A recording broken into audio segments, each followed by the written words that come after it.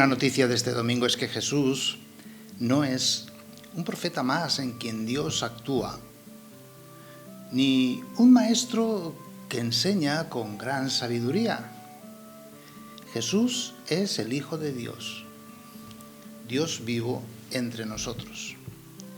Él mismo se hace camino para que tengamos vida. Se hace senda que consiste en un amor concreto al prójimo, que le conduce hasta el sacrificio de sí mismo por todos. Sin embargo, el Señor quiere oírlo de mis labios. Por eso me lo pregunta: ¿y tú? ¿Quién dices que soy yo? Es momento de oración, de silencio. Jesús espera tu respuesta. Si lo crees en tu corazón y lo confiesas en tus labios, eres salvo, dice San Pablo. Creer en el corazón significa ponerlo en práctica, en ese amor concreto y eficaz a los pobres. Como expresa Santiago, es la fe que sin obras está muerta. San Marcos recuerda a su comunidad que la profesión de fe en Jesús no es cuestión de triunfalismos, sino que es el Mesías, siervo sufriente. Nuestra profesión de fe incluye no solo una declaración o anuncio de la muerte de Jesús o proclamar su resurrección, también incluye nuestro vivir como vivió Él, nuestro deber de ponernos siempre detrás de Jesús, nunca delante de Él. Se trata entonces de participar en la vida, misión y destino de Jesús. La relación personal con Jesús, pues el ir con Él, consiste en comprender ese amor gratuito, renuncia a nosotros mismos, a cualquier tipo de existencia acomodada, a ordenar toda realidad temporal al reino de los cielos. Es lo que el apóstol Santiago nos advierte respecto a la fe que actúa por la caridad. En el Evangelio, según San Marcos, descubrimos claramente dos partes y un corazón. El corazón del Evangelio se encuentra en la confesión de Pedro. Jesús es el Mesías. La primera parte iniciaba con la presentación de Jesús como Hijo de Dios y sigue con la serie de milagros con la finalidad de reconocerle como tal. La segunda parte inicia con una dedicación prácticamente exclusiva a la enseñanza privada al grupo de discípulos, presentándose como Mesías que ha venido a servir y a entregar su vida en sacrificio. Y concluye con la declaración asombrosa del centurión romano al pie de la cruz: verdaderamente este hombre era Hijo de Dios. Jesús mismo explica el sentido de sus acciones como signos de poder salvador, por el cual manifiesta ese poder de perdonar pecados, esa realidad de la soberanía de Dios en la tierra. Jesús realiza estas señales para manifestar que ha venido como Salvador, para liberar al hombre del mal, el mal que separa al hombre de Dios e impide la salvación. También manifiesta, con la expulsión de los demonios, el poder salvífico que arranca de raíz el mal del hombre. Sin embargo, el mesianismo de Jesús tendrá su cumplimiento definitivo ahí, en la cruz, en su muerte, que sella la victoria contra Satanás y el pecado.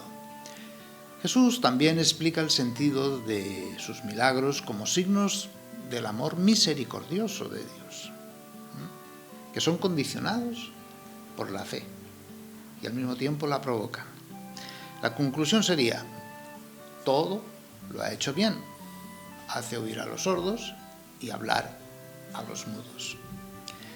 La gente reconoce los signos realizados por Jesús en todo el contexto profético de la Antigua Alianza, como Juan Bautista, como Elías, que regresa para anunciar el día de Yahvé.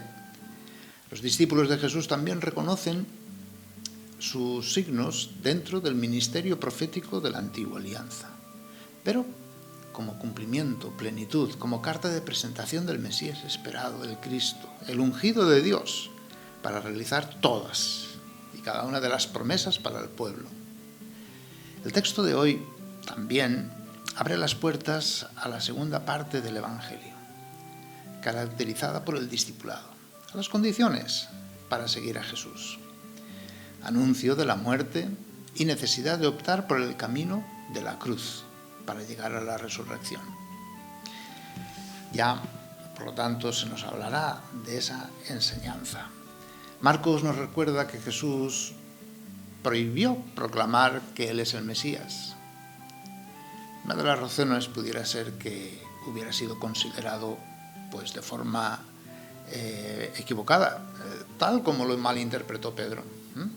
Jesús no viene a restablecer un reino davídico, un reino en esta tierra. La fe en Jesús hay que profesarla no solo diciendo que Él es el Mesías, sino anunciando su muerte y proclamando su resurrección. Al mismo tiempo que hemos de ponernos detrás de Él, para así participar primero de su vida, de su amor, de su pasión, de su muerte, y así llegar a la resurrección, a la eternidad, que desborda toda esperanza humana.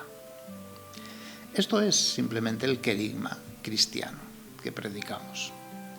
Después de preguntarnos acerca de nuestra fe, comparando la fe de la gente a la de la comunidad de Marcos, a la nuestra, a la tuya, a la mía, pedagógicamente se nos revela la intención de ser discípulo de Jesús. La gente basa su fe en un Mesías carismático, poderoso, ¿no?